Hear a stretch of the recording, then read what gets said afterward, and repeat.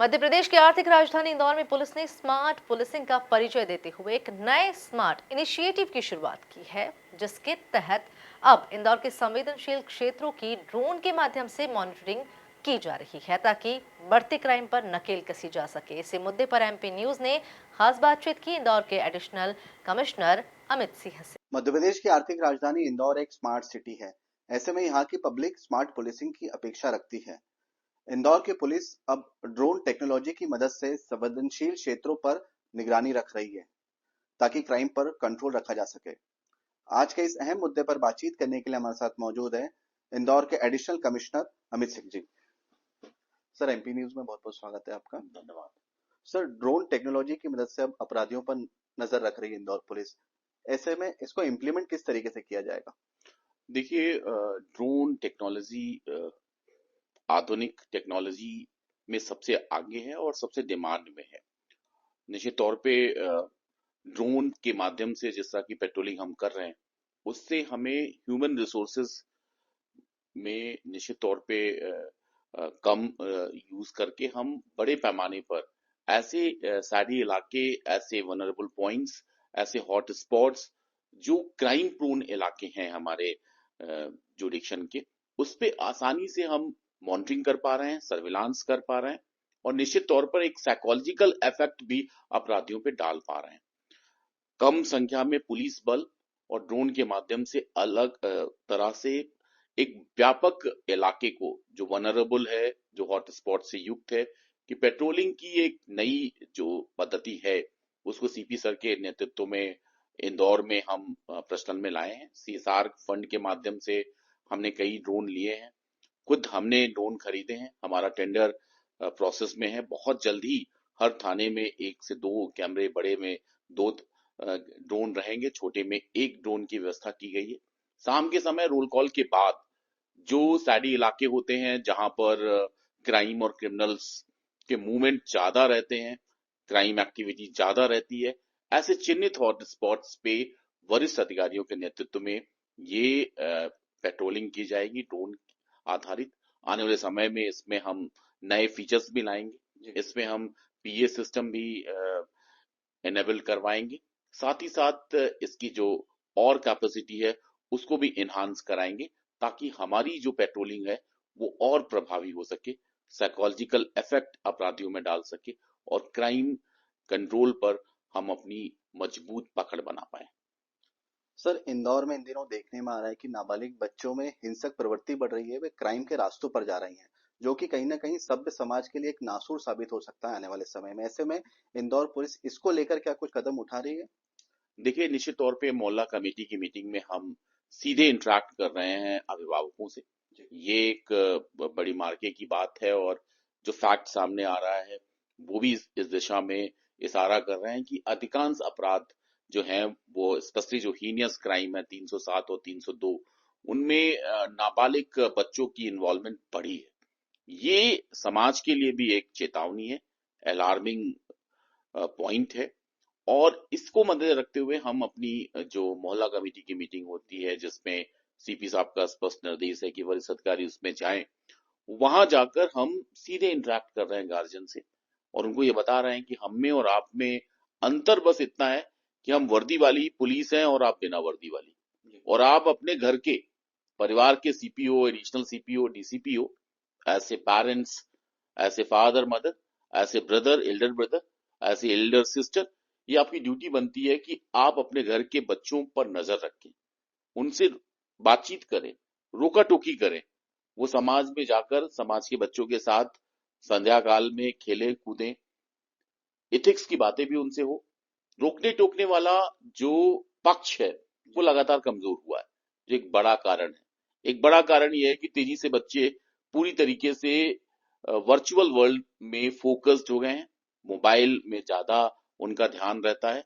तो सोशल जो एक्टिविटीज होनी चाहिए, जो सामाजिक आचार व्यवहार होना चाहिए, जो सदाचार होना चाहिए, निश्चित तौर पे उसमें गिरावट आई है। तो हमारा फोकस इसी में है। नई उम्मीद, नई किरण हमारी एक पहल है इंदौर नगरीय पुलिस की, जो सीपी साहब के द्वारा प्रोजेक्ट की गई है, प्रमोट की गई है, और हमने जोन 3 में इसको स्टार्ट किया था और अब सभी जोन में ये जो हमारी पहल है वो अच्छी तरीके से हमारे स्टाफ के द्वारा फील्ड में उतारा जा रहा है। ऐसे गार्जियन जिनके नाबालिग बच्चे अपराध कर रहे हैं उनको बुला के हम उनकी काउंसलिंग कर रहे हैं, उन्हें समझाइश दे रहे हैं, उन्हें हम बता रहे हैं कि पेरेंटिंग आपका फंडामेंटल ड्यूटी बनती है, आपको अपने बच्चों पर ध्यान रखना है, उन्हें अच्छी दिशा में जाने के लिए प्रोत्साहित करना है। इसके अलावा हम सृजन के माध्यम से भी बच्चों से इंटरेक्ट कर रहे हैं, उन्हें सेल्फ डिफेंस की ट्रेनिंग दे रहे हैं और साथ ही साथ उन्हें डिफरेंट जो कल्चरल और स्पोर्ट्स एक्टिविटीज है उसमें भी इन्वॉल्व कर रहे हैं। हमारे जो ट्रेनिंग सेंटर्स लाइंस में चल रहा है उसमें भी हम ऐसे बच्चों को जो ग्रे एरिया वाले हैं उनको हम टारगेट कर रहे हैं और उनको हम ट्रेन भी कर रहे हैं कि कैसे वो सभ्य बने, सिविक सेंस उनके अंदर आए और अपनी जिम्मेदारियों को वो समझें। सर कभी कभी देखने में आता है कि इंदौर से लगे हुए जो हाईवेज है वहां पर बिना नंबर प्लेट के हेवी डंपर्स चल रहे हैं, और वहीं इंदौर में ऐसी कई नैरो रोड्स हैं जहां पर कि वापस से हेवी व्हीकल्स का आवागमन शुरू हो गया है। तो ऐसे में ये दोनों चीजें पूर्ण रूप से प्रतिबंधित हो, उसके लिए इंदौर पुलिस का एक्शन प्लान।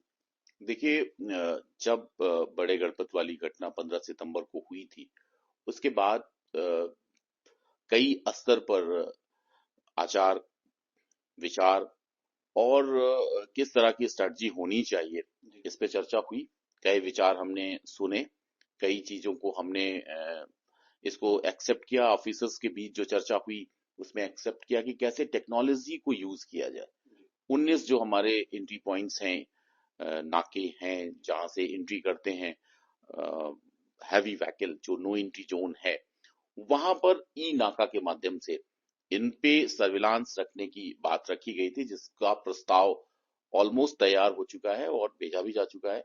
ये काम स्मार्ट सिटी का है, ये नगर निगम का काम है। तो वहां पर जो सड़क सुरक्षा समिति की हमारी बैठक होती है उस पे चर्चा कर ली गई है और इस पे फोकस किया जा रहा है कि इसको आधुनिकतम एआई बेस्ड बनाया जाए।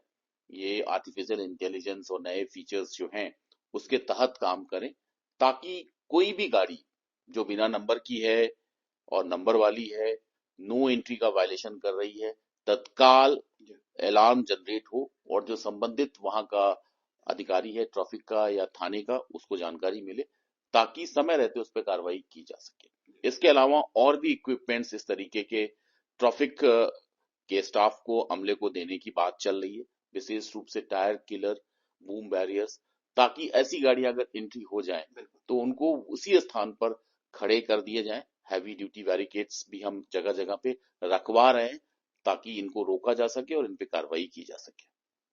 सर इंदौर की जनसंख्या और क्षेत्रफल धीरे धीरे बढ़ रहा है, इसी को देखते हुए इंदौर पुलिस ने एक नया नवाचार किया था जिसके तहत एक थाने पर 2 टीआई रखे गए थे।